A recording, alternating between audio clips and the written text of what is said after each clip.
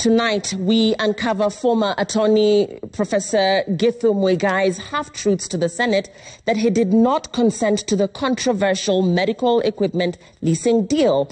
A day after he appeared before the Senate ad hoc committee investigating the medical equipment scheme, documents in our possession show that the AG gave the express go-ahead for the Ministry of Health to sign the contracts.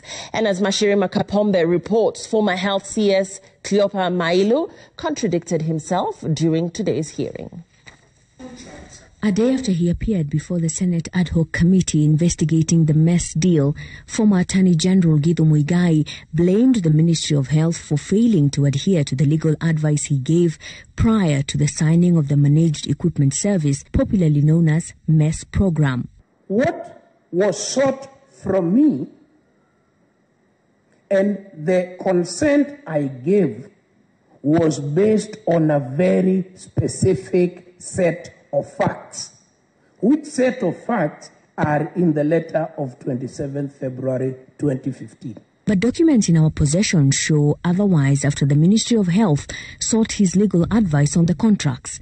The AG Githu Muigai, in his letter dated 5th February 2015, confirmed that the PS, Ministry of Health, was authorized to execute the MES contracts with 5 international companies. In another letter dated 10th July 2015, addressed to the then Ministry of Health CS James Macharia and copied to the then Finance CS Henry Rotich, Githu gave clearance of the MES contract signing between the Ministry of Health and 5 international companies. The former Attorney General in the confirmation letter goes further to say, and I quote, "In addition, my office has independently reviewed the MES contracts, and we hereby ascertain the validity of the contracts and further confirms that the obligations of the government expressed in the transaction documents constitute legal, valid, and binding obligations." Githu says his office reviewed the draft letters of support and made necessary amendments. The AG says, and I quote, "It is in my opinion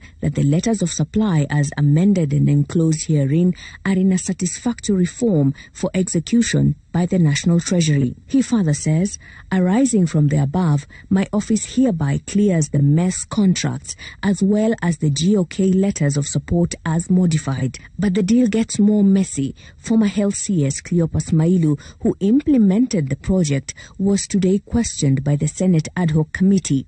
Mailu denied knowledge of the contracts. Under your watch as minister, all the 5 letters of support to these contracts were written, including the 2 to General Electric and Philips being different from the other 3 and amounting, according to the Attorney General, to sovereign guarantees. I want to believe any variations which were carried out in those projects based on requests of counties or the users were variations which I want to believe the principal secretary, who was the accounting or is the accounting officer, tackled with prudence to ensure that any variation is within the stipulations of the law and the Procurement Act. Mailu contradicted himself when he was hard-pressed to explain how he signed letters making variations of the monies counties were supposed to pay from 95 million shillings per year to 200 million shillings per year. That one I'm not aware.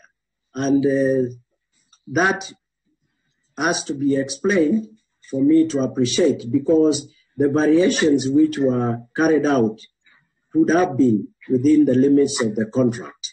When I came to the ministry, my responsibility was to ensure any contract obligation which was to the ministry and to the government, we continue to implement those contracts consistent with what was obtaining in the ministry. And therefore, mine was not to go back and re-examine the contracts which were signed previously, my predecessors. Mashirima Kapombe, Citizen TV.